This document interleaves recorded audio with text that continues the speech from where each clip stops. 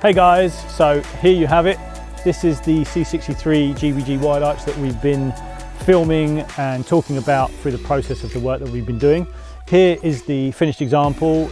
All we have to do now is fully clean it, fully polish it, but this is just before that stage. As you can see, bonnet vents are in the bonnet, looking sweet. We've painted pretty much the whole car. I think the only thing we haven't painted is the roof and the tailgate. Very happy, looks absolutely banging. You've seen the videos, but here is the finished, just the polishing to go. Customers' wheels and tyres have arrived as well. Looking fantastic, very happy actually. Went through the customer with specs and sizes, which he stuck to. They do fit and they do fit perfectly. Very happy.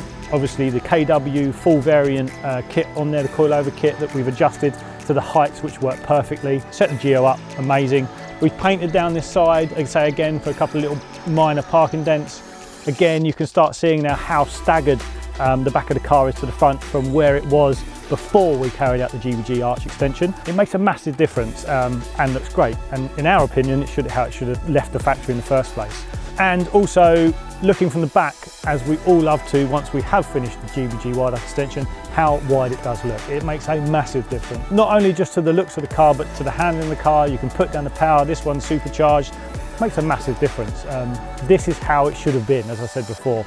Don't know why Mercedes didn't do it, but hey, gives us the opportunity to do it. Very, very happy, customers happy, and yeah, enjoyed the experience. We hope you've enjoyed the videos that we've done. If you have, like and subscribe.